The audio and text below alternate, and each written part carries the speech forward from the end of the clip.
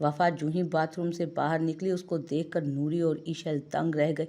इतनी खूबसूरती, इतनी शादाबी थी उसके चेहरे पर कि वो दोनों लम्हों के लिए तो खो ही गए। सफ़ेद शॉर्टकट कुर्ती, सिल्वर और गोल्डन इम्तजाज का काम नफासत से किया था जिस पर, जो उसकी खूबसूरती को चार चांद लगा रहा था। उसके साथ सफ़ेद और गोल्डन शरारे में एकदम वो परिस्तान की परी लग रही थी, जो रास्ता भटक कर ज़मीन पर आ गई हो। आंखों की तो बात ही आज ऐसी थी, ऐसा लगता था कि नीली सुमंदरी आंखों पर सूरज की किरणें उतर आई हों। गोल्डन आई मेकअप ने उसकी आंखों को आज कई गुना संवार कर रख दिया था, जबकि नाक में पहनी बड़ी सी नथ उसके मसनूई सुर्ख चेहरे से सजे होंठों से टकराती शरारत कर रही थी। कानों में बड़ी बड़ी बालियां जैसे चांद की चांदनी की तरह जगमगा रही थी, और उसके हाथों में खनकती चूड़ियां जिंदगी से भरपूर होने का एहसास दिला रही थी। वो मुकम्मल हुस्न का पैकर लग रही थी, पर आज जो टूट कर रूप आया था उस पर, आता भी क्यों ना। आज उसे अपने सच्चे प्यार से, अपने होने वाले महरम के लिए सच्चे दिल से वो सजी थी, जिसकी खूबसूरती उसके अंग अंग से वाज़ेह हो रही थी।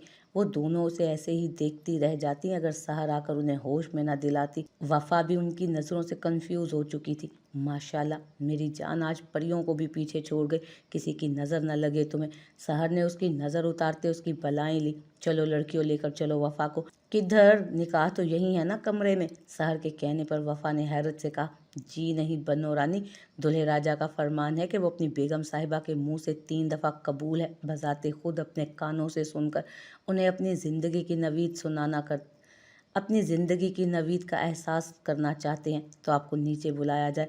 सहर ने मनो अनस्पंद यार का पैगाम देते उसे छेड़ा, जिस पर वफा झींक कर हंस दी और बाकी भी हंसते हुए उसे अतराफ से थामते नीचे ले चली।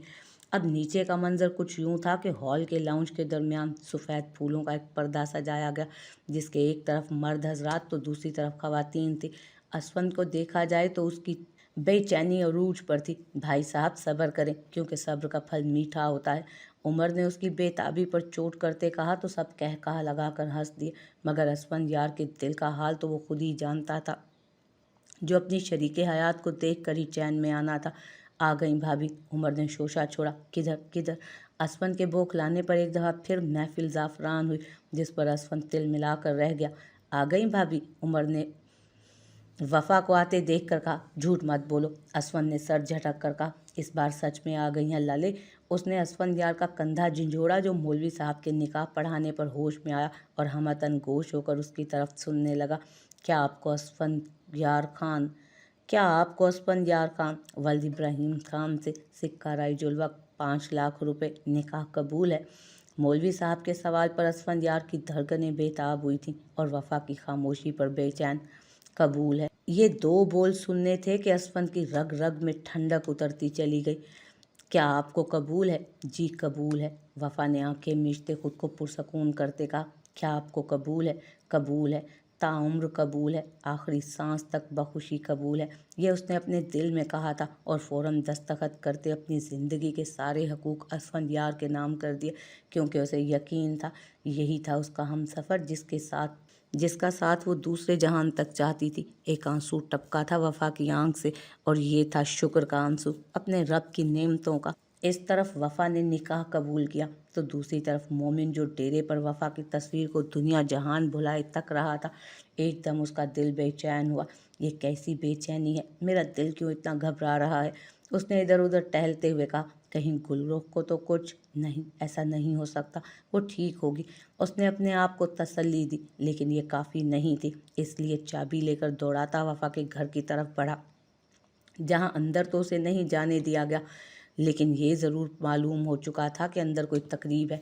कुछ भी हो जाए गुलरुख, मैं तुम्हें किसी और का नहीं होने दूंगा, वो दिल ही दिल में अपने आप से कहता वहाँ से निकलता चला गया। मगर वो इस बात से अनजान था कि अब वो गुलरुख नहीं बल्कि वफा असफंद यार खान बन चुकी है।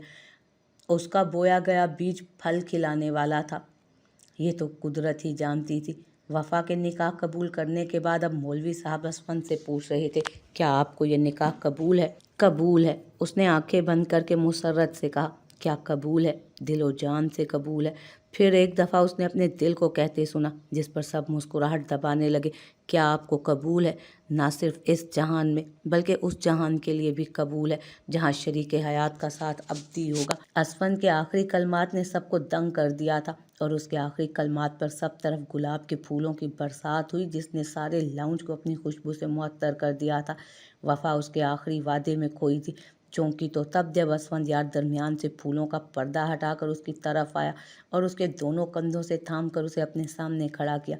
असफंद यार ने उसका चेहरा अपने हाथों में थामते हुए अपने लब उसकी पेशानी पर रखे और उसकी इस हरकत पर सब ने हूटिंग शुरू की। जबकि वफा को शर्म से कहीं छुपने की जगह ना मिली तो उसने अपना सर उसके सीने पर टिका दिया और इस हसीन लम्हे को ईशल ने फौरन कैमरे में कैद किया था। निकाह के बाद वफा अपने कमरे में आईने के सामने खड़ी अपने आप को देख रही थी और अब अपनी ज़िंदगी, नई ज़िंदगी और पिछली ज़िंदगी का मवाजना कर रही थी कि किसी के गला खंखारने की आवाज़ पर पीछे मुड़ी। असफंद तुम? उसके मुंह से बस हैरत से यही निकला। जी जी माह बदौलत मैं, उसने सीने पर हाथ रखकर झुकते हुए कहा तो वो फौरन तेज कदमों से उसकी तरफ बढ़ी। आप यहाँ क्या कर रहे हैं? कोई देख लेगा, बाहर जाइए। वफा ने उसके पीछे देखते हुए कहा, अभी मुझे तुम्हें छूकर ये तो यकीन कर लेने दो कि तुम सच में हकीकत हो, मेरा कोई ख्वाब नहीं, उसने सरगोशी से कहा। और अरे दुल्हे मियाँ, बाहर का रुख करो, तुम तो आज ही रुखसती के चक्रों में हो। मुलाकात का वक्त खत्म हुआ। ईशल ने शरारत से असफंदियार को तंग किया। ईशल की आवाज़ ने उन दोनों को हाल में लापट खा था। असफंदियार ने गहरी नज़रों से वफा को देखा था और फिर बाहर चलता चला गया, जबकि उनकी शरारती नज़रों ने वफा को शर्मिंदा किया। वो हंसकर चेहरा हाथों में छुपा गई। आज असफंद बोला था और वफा सुन रही थी। चाहे जाने का एहसास कितना दिलकश होता है, उसने यशवंत यार से जाना था। अस्पताल में वेंटिलेटर पर लेटे उजाला के वजूद में हलचल हुई थी। पहले उंगलियों में, फिर पलकें कपकपाईं। आहिस्ता आहिस्ता उसने आंखें खोलना शुरू कर दी, जबकि धड़कनें तेज होने लगी। हॉस्पिटल की सफ़ेद दरो दीवार देखकर वो कुछ समझ नहीं सकी कि वो कहाँ है और क्यों है। जबकि नर्स जो उसे चेक करने आई थी, उसकी बिगड़ी हालत और उसे होश में आता देख बाहर डॉक्टर को बुलाने लगी। कुछ ही देर में डॉक्टर्स ने आकर उसे चेक किया और सकून आवर इंजेक्शन दिया। खान हवेली में उजाला के होश में आने की खबर सुनकर सब में बिजली भर गई थी। देखते ही देखते एक साथ आगे पीछे कई गाड़ियां निकली थी अस्पताल की तरफ। उजाला से कोई सवाल जवाब नहीं किया गया था और मोमिन के कहने पर उस किस्से को वहीं ख़त्म कर दिया गया था। जबकि असफंद यार उसे देख कर रह गया, जिसने अपनी बहन को बगैर किसी सवाल के मुआफ़ कर दिया था, वो अपनी मोहब्बत को मुआफ़ क्यों नहीं कर सका। असफंद यार कम ही उस जगह पर होता जहां मोमिन आता जाता। अगर वो आ भी जाता तो वो वहां से निकल जाता। ये बात सब जानते थे। आजकल हवेली में असफंद यार की शादी की तैयारियां अचानक शुरू हुई थी और सब समझ ना सके कि नईमा बेगम इतनी जल्दी बगैर उन्हें बताए बहू ढूंढ कैसे चुकी हैं। शादी की तैयारियों में ईशल पेश पेश थी, जबकि मोमिन उसको देखकर सोच रहा था कि अगर असफंद ईशल से प्यार नहीं करता तो किससे करता था। अगर ईशल से शादी नहीं की तो वो कौन खुश नसीब है जो उसकी ज़िंदगी में दाखिल होने जा रही थी। आजकल मोमिन इन्हीं सोचों में गुम था।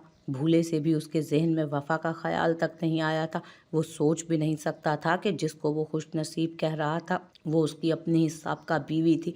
नईमा ने तो चट मंगनी पट ब्याह रचाने की सोची। हमसे लड़की का मशवरा तक नहीं लिया गया और कल मेहंदी आ पहुंची है। नईमा बेगम जो अपने पोर्शन को पीले और सफ़ेद फूलों से सजा रही थी, शहनाज बेगम और नाइला बेगम की बात पर ठिठक कर रुकी। माफ़ करना शहनाज, मगर तुमने भी वफा या शाजिया के बारे में मुझसे पूछकर कोई राय लिए बगैर ही रिश्ते किए थे, तो फिर मैं कैसे ले लेती। और वैसे भी मेरे असफंद यार की पसंद कोई गई गुजरी नहीं। बहुत ही आला ख़ानदान की लड़की है, निहायत सुघर, अच्छे पहनने ओढ़ने का ढंग, बात करने का सलीका। यहाँ तक कि मैं यकीन से कह सकती हूँ मेरा असफंद यार खुश नसीब है जिसे उस लड़की जैसा गोरे नायाब मिला। वो दोनों एक साथ ही जचेंगे। जबकि शाजिया ने तो तुम्हारी कभी मदद ही नहीं की किसी काम में। मेरा नहीं ख्याल कि उसने किचन के अंदर झांक कर भी कभी देखा हो। नईमा बेगम ने भी तंज के तीर चलाए और वफा की इतनी तारीफ़ें की कि वो दोनों शाजिया की हड हरामी का सुनकर शर्मिंदा हुई। बात तो यही सच थी। जबकि नईमा की बहू की तारीफ़ें सुनकर उनके दिल में भी उसे देखने का तजस्सुस पैदा हुआ था, जो शादी वाले दिन उन पर बॉम्ब की तरह गिरना था। मेहंदी का दिन भी आन पहुंचा। सब असफंद को मेहंदी लगा रहे थे, जबकि वो हंस हंस कर सबसे मेहंदी लगवा रहा था। उसके चेहरे से उसकी अंदरूनी खुशी वाज़ेह हो रही थी। शाजिया जो उसको यूं खुश देख रही थी और अपने होने वाली बीवी की इतनी तारीफ़ें करता सुन रही थी, जल कर रह गई। जो उसे भी कभी कभी ताने की लपेट में ले लेता। असफंद, ऐसे भी क्या जौहर जुड़े हैं तुम्हारी बीवी में जो इतने छुपा रहे हो हमसे उसे? ना नाम बता रहे हो, कहीं देखने के काबिल तो नहीं, जो तुम दिखा नहीं रहे किसी को। शाजिया भी आखिर कब तक बर्दाश्त करती। जली कटी सुना ही डाली उसने। उसकी बात पर हाल में एकदम खामोशी छाई, जबकि असफंद की मुस्कुराहट में ज़रा बराबर कमी ना आई। नायाब चीज़ें हमेशा छुपा कर ही रखी जाती हैं ताकि उनको किसी की काली नज़र न लगे। और रही बात देखने के काबिल की, फिक्र मत करे, शादी के दिन उसकी खूबसूरती देखकर सबसे बड़ा सदमा आपको ही लगने वाला है। आई एम डैम श्योर भाभी, उसने शुरू से ही शरीन अंदाज में कहकर आखिर में भाभी खींच कर कहा तो वो पैर पटक कर रह गए। असफंद ने सीधा सीधा उसे काली नज़र कहा था और किसी ने उसे कुछ कहा भी नहीं था। देखते हैं, उसने जल कर कहा, जिस पर असफंद कंधे उचका कर रह गया। इससे पहले कि मोमिन उसे उपटन लगाता, असफंद ने उमर को खफीफ सा इशारा किया, जिस पर हॉल की तमाम लाइट्स 2 मिनट्स के लिए बंद हो गई। जो ही लाइट आई तो असफंद अपनी जगह से गायब था। अरे असफंद कहाँ गया? सब परेशान हो गए। अरे वो तो गए, उमर ने सर मारते कहा। कहाँ? सबने इकट्ठे पूछा। भाभी को उपटन लगाने। वो ये कहते ही बाहर भाग गया ताकि सब उसकी दुर्गत ना बनाए, जबकि ईशल दांत पीस कर रह गई, जिसे असफंद बगैर लिए ही चला गया था। वो भी सबसे नजरें बचाती वफा के घर को निकली थी। वफा के घर की बात की जाए तो वहाँ महफिल जोशो खरोश से जारी थी। वफा के हाथों पर मेहंदी लग रही थी, जबकि पास ही लड़कियां ढोलकी बजा रही थी। जरियाब ने किसी को भी वफा के चेहरे पर उपटन लगाने से मना किया था, जिसकी वजह सब समझने से कासिर थे। जब एक मन चली बोली, क्या बात है भाई, कहीं अपने सैया जी का इंतज़ार तो नहीं हो रहा कि आएँ और उपटन लगाएं? उसकी बात पर सब लड़कियों ने ज़ोरों शोर से तस्दीक की, जबकि वफा को कहीं छुपने की जगह ना मिली। तो तो अब बुला लें, मगर अफसोस जीजा जी तो आने से रहे। उनकी तो खुद की मेहंदी है, हमारी दुल्हन को ऐसे ही काम चलाना पड़ेगा। एक और ने अचानक सर पर हाथ मार कर कहा, अरे ऐसा कहाँ मुमकिन है, हमारी दुल्हन बुलाए और हम जान हथेली पर रख कर ना? क्या ऐसा हो सकता है भला? असफंद के एकदम महफिल में नमूदार होकर शरीर लहजे में पूछने पर लड़कियां हड़बड़ा उठी। ओ, आप यहाँ कैसे? यहाँ लड़कों का आना मना है। लड़कियों ने जोरों शोर से उसके आने की नफी की। जी हाँ, पर आए लड़कों का, मगर दूल्हे पर यह हद लाजिम नहीं होती। उसने वफा के करीब पहुंचकर उसे अपने सामने खड़ा करते हुए कहा, जिस पर एकदम से फिर से हूटिंग हुई थी।